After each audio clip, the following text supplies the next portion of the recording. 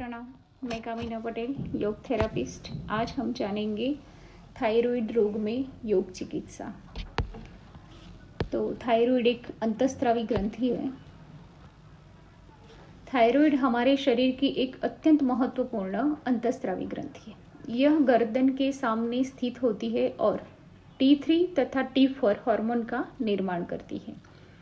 ये हार्मोन पूरे शरीर के मेटाबॉलिज्म, ऊर्जा, वजन, मानसिक कार्यक्षमता और तापमान को नियंत्रित करती है। जब ये ग्रंथि अधिक या कम कार्य करती है तब हाइपरथायरॉयडिज्म या हाइपोथायरॉयडिज्म जैसी समस्या उत्पन्न होती है।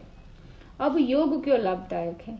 तो योग सीधे थायराइड हार्मोन नहीं बनाता, लेकिन यह शरीर के तनाव को कम करके, तंत्रिका तंत्र को शांत करके तथा गले के क्षेत्र में रक्त परिसंचरण को बेहतर बनाकर थायराइड के सामान्य कार्य में सहायता करता है। इसीलिए योग को सहायक चिकित्सा माना जाता है, न कि दवाओं का विकल्प। अब हम देखेंगे कि कौन सा आसन करना चाहिए थायराइड रोग में। तो फर्स्ट है सर्वांगासन। सर्वांगासन को थायराइड के लिए सबसे महत्वपूर्ण आसनों में माना जाता है।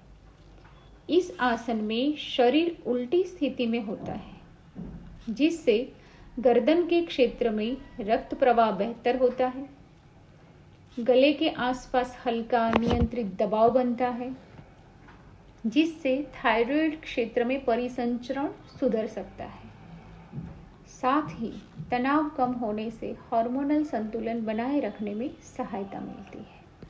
मगर एक सावधानी रखनी है, उच्च रक्तचाप, ग्लूकोमा, गर्दन की गंभीर समस्या या गर्भावस्था में विशेषज्ञ की सलाह ले या अवॉइड करें।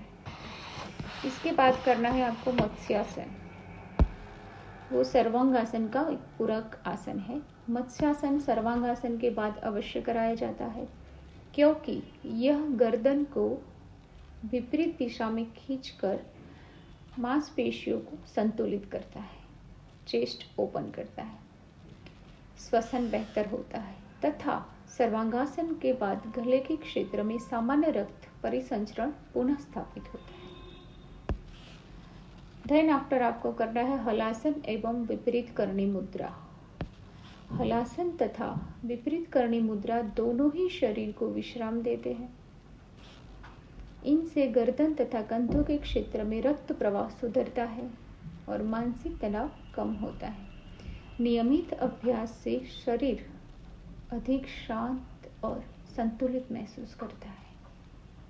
देन आफ्टर प्राणायाम सीरीज। बेस्ट प्राणायाम है उज्जयी प्राणायाम। वो कभी भी आप कर सकते हो।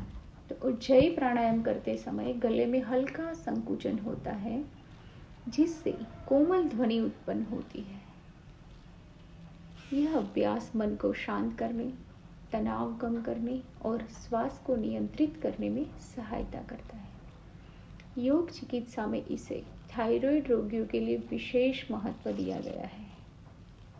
इसके बाद नाड़ी शोधन एवं शीतली एवं शीतकारी प्राणायाम।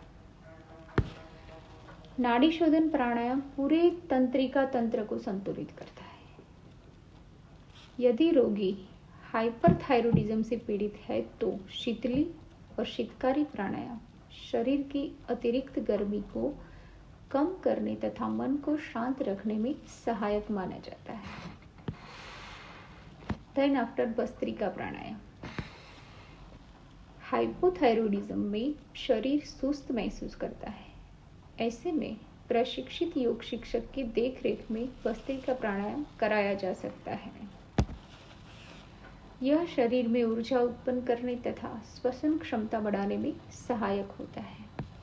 मगर सावधानी रखनी है, उच्च रक्तचाप, हृदय रोग के चक्कर आने की समस्या में ये अभ्यास चिकित्सीय सलाह से ही करें या अवॉइड करें। लास्ट में आपको योग निद्रा, ध्यान एवं मंत्र जाप करना है, क्योंकि लंबे समय तक रहने वाला तनाव थायराइड के लक्षणों को बढ़ा सकता है। तो योग निद्रा, ध्यान, मंत्र जप और सकारात्मक जीवन शैली मानसिक शांति प्रदान करते हैं योग का नियमित अभ्यास, संतुलित आहार, पर्याप्त नींद तथा डॉक्टर द्वारा दी गई दवाओं का नियमित सेवन, ये सभी मिलकर बेहतर परिणाम देते हैं। अब लास्ट में ध्यान से सुनना, एक महत्वपूर्ण संदेश है कि योग दवाओं का विकल्प नहीं है। योग चिकित्सा डॉक्टर की सलाह एवं नियमित चिकित्सा के साथ अपनाएं। स्वस्थ रहे, नियमित योग करें, सकारात्मक जीवन जिए। प्रणाम।